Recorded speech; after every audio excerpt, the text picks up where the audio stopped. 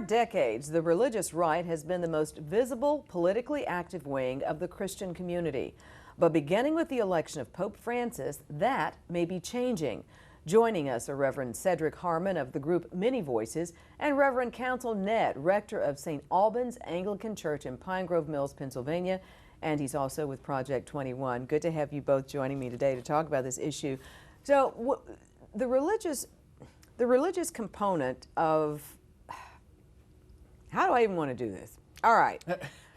It's been an argument that I've had for years with people, but religion somehow got hijacked by the right.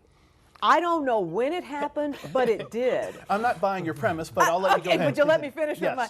It did, and somehow those who were considered left or progressive were considered to be non-Christians or non-faithful people, that the only faithful people were the religious right. And I've argued to liberals for years, why are you allowing religion to be hijacked by the other party? You know, there are plenty of faithful who are considered liberals, but that voice has been nowhere in the debate. Well, Angela, going back to 1950, with the formation of the National Council of Churches of Christ, there was a very strong presence of voices that were very considered and very thoughtful, and one could say somewhat progressive and liberal. And then you come to 1989, and you have the formation of the Christian Coalition with Reverend Pat Robertson and Ralph Reed, which took a very strong voice and was very powerful as the decline of the voices of the National Council of Churches occurred. You know, and also for African Americans, we had 1966, 1967, the formation of the National Committee for Negro Churchmen, which started the Black Liberation Movement. So there were several instances where the voices of religion have ebbed and flowed. This is a reality in our culture and in our climate. Oh, I know you're ready to get on me. I've got a few things to say about this. I don't necessarily agree with your characterization in that sort of way. The way I view it is this. So, yeah, I'm a Christian pastor. If I'm going to claim to be a Christian pastor, I'm going to have to believe in our Christian scriptures. You know, I'm not just pulling sort of facts and things out of the air. You know, our Christian text goes back several thousand years, and either you adhere to it or you don't. And if you've got pastors who are supposed to be setting the social and moral standard for the community, for the country, for your church or whatever, either you're going to adhere to it or you're not. And all I'm doing is adhering to Scripture and teaching the faith that was passed down through generations. Where my new friend here gets into trouble is saying, well, you know, I believe this portion of Scripture, but I don't believe this. I believe this, but I don't believe this. And also, by the way, I'm going to let sort of the political influences of society interfere with what I preach from the pulpit on Sunday, and that's problematic. I would have to say that we all approach Scripture through the lens of interpretation. Exactly. This is the reality of how we approach Scripture. I would not suggest that we are picking and choosing. I'm saying that we're interpreting Scripture in our place and our time. Right, because from your perspective, you could be accused of picking and choosing as well. Well, the religion that I practice today is the same religion that, you know, Anglicans have practiced for the better part of 2,000 years. But wouldn't that be the case of the religion that you're practicing? And that is also true. The reality is there is a diversity of opinion and religious viewpoint in this country. And what I tried to point out earlier is that there is an ebb and flow as some voices come to the fore and get more coverage and other voices decline. But that does not mean that we are not both Christians, believers in Jesus Christ. Well, either you believe in the inherency of Scripture, meaning that it is truth, or it's not.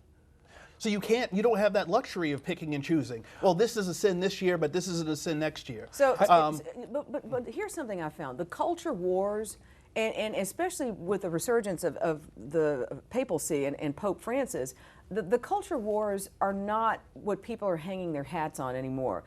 Gay marriage is here. LGBT workplace rights, an executive order is about to be signed, and on and on and on. So the culture wars that used to be sort of the context in which the religious right, the right rather, approached issues, it's just not there anymore. Furthermore, millennials, they have a totally different perspective and understanding of what they want in their world, and 70+% of them are concerned about unemployment, with only 20-something% concerned about abortion and other rights. Right. And that's another thing, our reproductive rights. But if you look at it this way, pastors are supposed to be standard bearers, not necessarily willing or caving to the trends of modern society. Somebody's got to say, you know what, this is okay, this is fine, this is a line that we're not going to cross, and somebody needs to hold that standard, because what happens is the standard gets dumbed down continually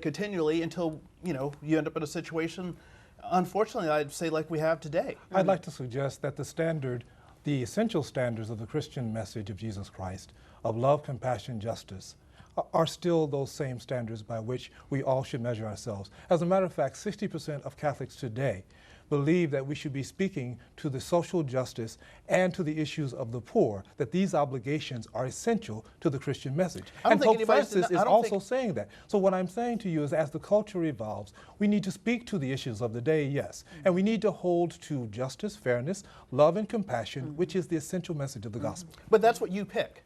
But, you know, nobody necessarily disagrees that we need to care for the poor and the needy. Nobody's disagreeing with that. But there are a lot of other issues that have been tenets of our Christian faith or our Judeo-Christian heritage since its inception.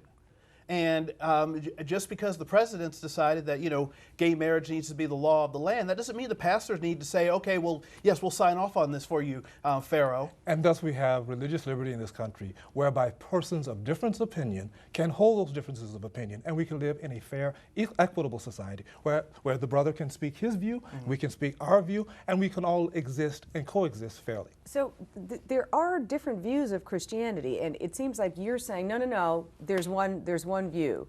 And I understand you're saying there are multiple ways to interpret it, but you seem very much so. Well, the standard that I go by is what's in Scripture, what's in the Holy Bible. Well, but and is that now not I what can't you're go going by and pick and choose and say, well, you know, I only believe in 4 of the 10 commandments. I don't think that's what you're saying at all. Not at all. As a matter of fact, again, I am standing to the standards of compassion, love, and justice, and seeking justice, which means we have to be concerned about the poor, we have to be concerned about poverty, and fair treatment of all of God's creation. And I have to say that gay and lesbian persons, bisexual and transgender persons are God's creation. Absolutely. I'm not saying that they're not God's creation. So, go ahead. So then, from your church's perspective, how do we deal with the LGBT community? How does your affiliation with the Anglican Church deal with the LGBT community? Do you have members of that community in your church? I have plenty of gay friends. I don't have any gay members in my church that I know of, but then again, it's not my business, in my opinion. What I'm concerned with is, one, when I come there on Sunday, that people receive Holy Communion and that I preach the gospel of Jesus Christ. You know, I treat everybody the same that comes into my church. We're supposed to love our neighbor. We're supposed to love our neighbor as ourselves. But that doesn't mean calling sin, putting a different face on it just because it's trendy today. I would suggest that I don't think being gay is trendy, or the LGBT community. I don't see that as trendy. No, but what's happened in the last, say, 2 decades is that everybody says, well, you know, God made me this way. God makes people a lot of ways. God makes thieves, God makes murderers, God makes all sorts of people. And just because it's now trendy to say something's not sinful or something's not in comportment with Holy Scripture and something's not in comportment with 2,000 years of Christian tradition, all because, you know, it's politically trendy or the president says it's okay, doesn't mean it's not what it is. I disagree with the characterization that this is about being trendy. I think that we recognize that since the writing of Scripture 2,000 years ago, there's information and knowledge we have about human sexuality that the writers of Scripture simply did not have. We also recognize that when you're treating people fairly, you don't label them as sin. You understand and you seek to give them the opportunity to live a fulfilled life. So we don't call murderers murderers, and we don't call thieves thieves. Speak into their lives, and we invite them to a level of responsibility and relationship with God equal and equivalent to that we ask of heterosexual persons. But again, so we know a lot of information about the brain that we didn't know when the writers of Scripture wrote Scripture. And, you know, psychologists and psychiatrists can look at a portion of your brain and say, well, this person's inclined to become a thief. This person's inclined to become a murderer.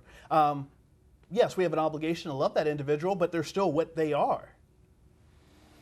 I believe in the transformative power of love. And so do I. And so therefore, I would not compare a murderer and a thief with a person who is simply trying to live their lives honestly and authentically as they are created by God. Reverend Cedric Harmon, thank you so much. And Reverend Counsel Nedd, thank you so much for joining us today. This was a very spirited yet very sophisticated discussion, might I add, the kind we like here on DC Breakdown. Thank you so much. And I know you came all the way from Pennsylvania, so you know we really appreciate you. Thanks so much for having me on. All again. right, thank you.